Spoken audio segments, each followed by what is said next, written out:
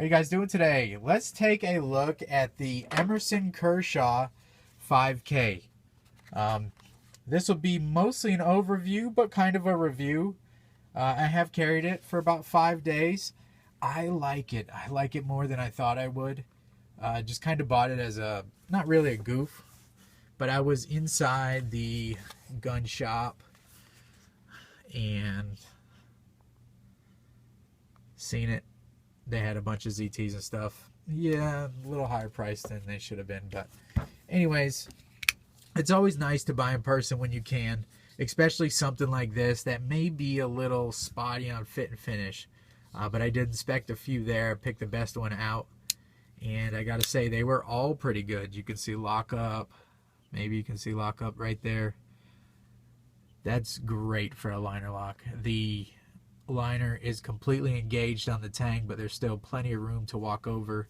And again, this being made in China, possibly that will happen. This is not a high-end piece of cutlery, if you know what I mean. It's a good knife. I don't want to talk down on it. You know, if you're okay with the knife being made in China and the fantastic price point, you know, 30 bucks, 40 bucks, man, it's hard to beat. Obviously it's not going to be for everybody. The coating seems to hold up pretty well. Broke down a bunch of cardboard. You can see some scratches and stuff on it. I'm not expecting DLC at $40, you know, something much better than, I don't even know what kind of coating this would be. It's not anything like Cerakote or anything like that. Great detent on it. You see, very strong, very smooth. Blade centered up pretty nice. Not completely perfect, but really good. And the other couple I checked out also were centered up, and the lock was hitting right on the beginning of the tang there. There is a little bit of wiggle side to side, but it's almost a flex. I can tell that this knife does not have the attention to detail that our higher end knives do, right? But you're paying for that. You're paying for all that fit and finish. I'd love to do a video, and I will do a video on that, because I get that question a lot too. You know, what's the big difference? Like, what are you paying for? What makes these two knives? This is 30 bucks, 40 bucks. You can get, I'd say 40 because I paid 40. But you can get these online for around 30 bucks, $35. Again, same with this.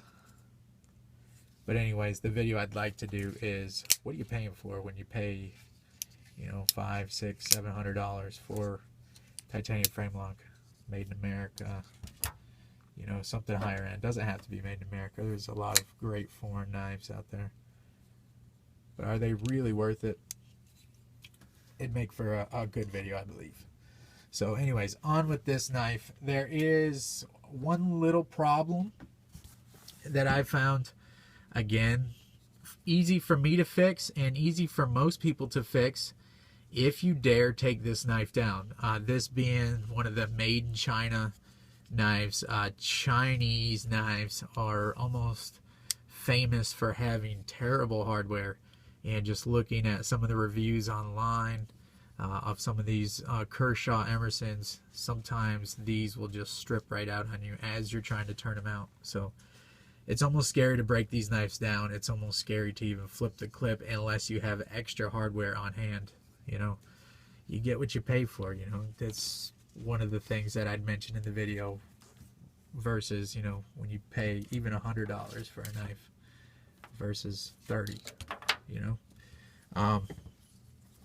The problem is that this is a very stiff lock bar. It doesn't stick, so that's great. I can only imagine that that's some sort of heat treated stainless steel on here, hopefully. Again, you just don't know. But with Kershaw and Emerson's name on it, this is a higher quality made in China knife, you know. So anyways, what's the problem? This is very square right here, and when you're hitting that lock release on it, it should be contoured like this, just so your thumb can have something not quite as sharp there. And it's not sharp, but it's definitely a hot spot if you're sitting there flicking it open all day long. Which maybe you shouldn't be doing that, you know. But I'm kind of the thought that if it's my knife, I bought it and paid for it. If this is what makes me happy, opening and closing it all day long, I should be able to do that. So I understand too the people, it's a tool, put it in your pocket, don't use it like a worry stone. But what if just messing around with it and just holding it and flicking it open and closing it, what if that's part of your joy of owning that knife? It is for most of us. Let's just not lie. It is. So anyways, after, you know, 5-6 openings, you'll start to feel that sharpness or lack of chamfering on that lock bar. Is that something that you wouldn't want to buy this knife because of that issue? Not at all. Not at all. I'm just pointing it out just to make you aware of it. Great detent. What I can see, fit and finish is great. The liners and the G10 are nice and even, nice and flush all the way around. Some might say better than Emerson. Ooh, sting. Yeah, I know. That's why I don't own any Emersons. I feel they're just a little bit too high for the fit and finish you get. But I have to say, really, after even just carrying this knife for 5 days or so, I might have to pick up a mini Commander or a mini A10, A100 at some point. I don't know, something about it. But the wave feature is nice. Wave feature works. The jimping is almost cosmetic only. I don't mind. It's not very sharp, not very usable. Doesn't really do anything. I mean, it adds a little bit of something. It's definitely not a hot spot when you're using it and pushing down.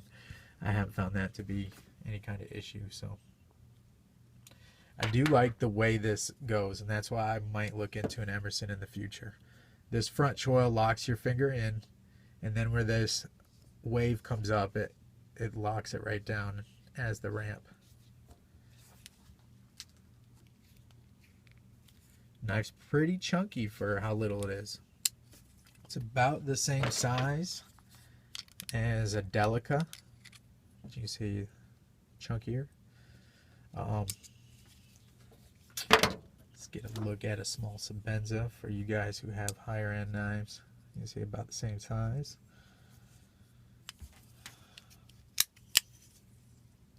About the same cutting edge.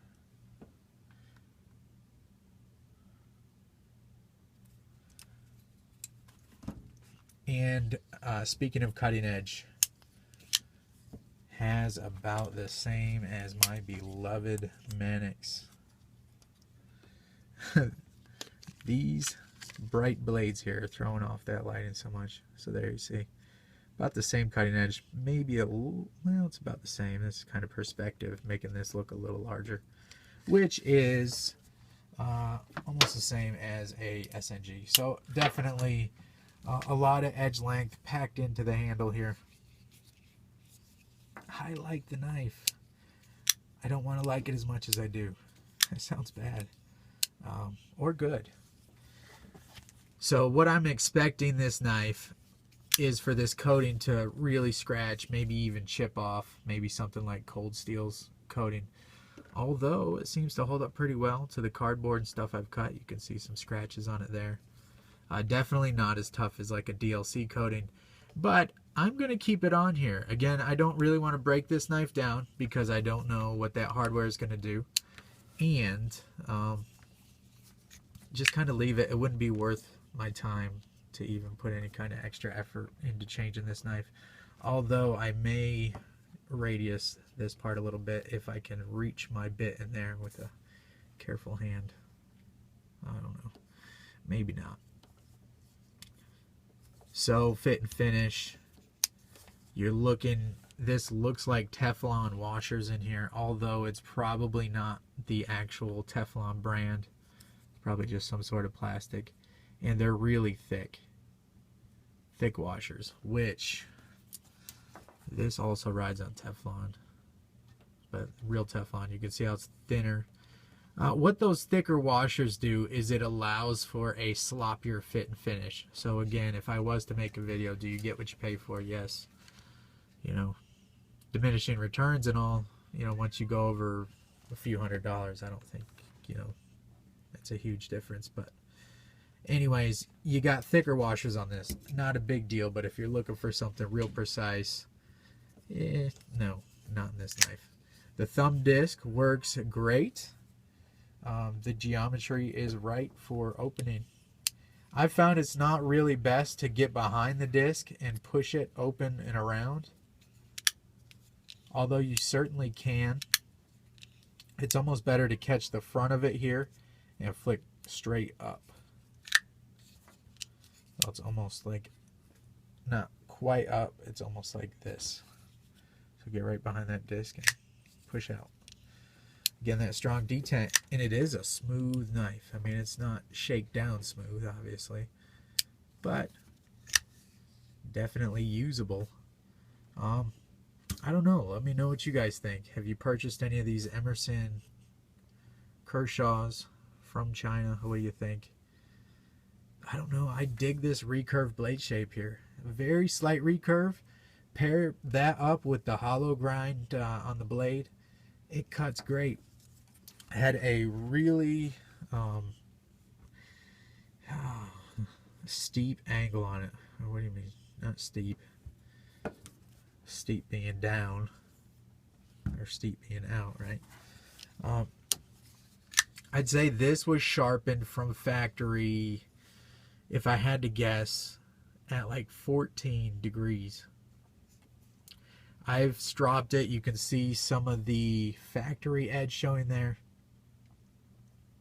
I didn't spend too much time on it. You see some of the factory edge there. Anyways, really shallow, not steep, shallow. Really shallow angle on it. Makes it cut great. My impressions so far over the few days I've carried it, not really a review, again, more of an overview. The 8CR 14 MOV is not bad stuff. I mean, I cut down a bunch of cardboard, and yeah, it wouldn't hold on my thumbnail anymore, which is why I had to strop it again. That's kind of my test. If you can kind of just put a little bit of weight on there and it sticks to your thumbnail, that's usually good enough to go in my pocket. Usually, if it will stick in my thumbnail, I don't know what your consistency of your thumbnail is, but usually that'll mean it'll shave arm hairs, which is fine. You can see on the belly got a little bit dull. I don't know what I was cutting. It slides around a little bit. So again, 8CR 14 MOV. It's not going to hold an edge like S30V, if you're okay with that, you know, especially coming in at the price point. Might be worth looking at. Might be a great knife to gift to a teenager or somebody who needs something that could possibly get lost, something they may need to thump on a little bit, but I really wouldn't recommend it for somebody who really had to depend on it. Some sort of EMT service, a firefighter, somebody in law enforcement. Probably there's better options for cutlery. Maybe not at this price point. You know, what are you looking at? The Tenacious line. Maybe something like this from CRKT. You're looking at about 30, 40 bucks for this. You know, you guys know the channel. I like high-end stuff for the most part, while not being too much of a snob, I don't think. But something to throw in the everyday man's pocket.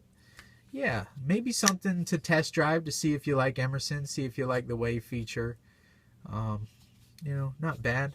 The G10, you can tell, is China-made G10. It's not very grippy at all.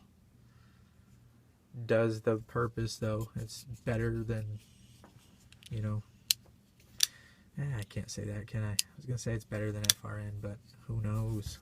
I was carrying this today. I don't mind FRN. So that's it, guys. If you got $40, 35 bucks, burning a hole in your pocket, thinking about something for a gift, you might want to look at the Emerson Kershaw 5K. I think it's worth the money. I just, if you have a lot of other higher end stuff, I wouldn't buy this thinking that it's going to bump out your paramilitary 2 or your Mannix or whatever else you're carrying. If you're just getting into knives, this might be a nice introduction. You know, want to give something as a gift. It's solid. There's no up and down. There's very little flex side to side, and it cuts great and will be easy to resharpen. So let's maybe call it a beginner's EDC knife. Something for tactical roll, I don't know. Maybe, yeah, because the flipper, and it is a very secure grip in your hand.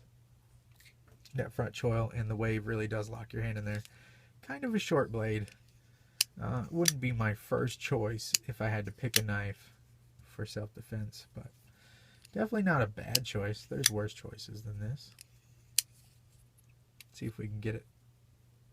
Nope. Not quite that smooth. Maybe with a little wrist we could get it. That's it. That's the Kershaw Emerson 5K liner lock, made in China. Little heavier than it needs to be.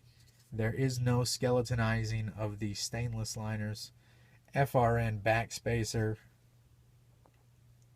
Good thing that I seen though, they are not just screwing these screws into the steel liners. There's actually a female sleeve that's threaded in there, so it's being pinched by both sides on there, which is, you know, how I prefer construction of the knife. But that's it. Maybe a nice introduction to Emerson, and made me go from really not looking at Emersons for years to possibly thinking about picking up a Commander or a Mini A100, something like that. That's it, guys. Have a good one. See ya. Focus. Focus. See ya.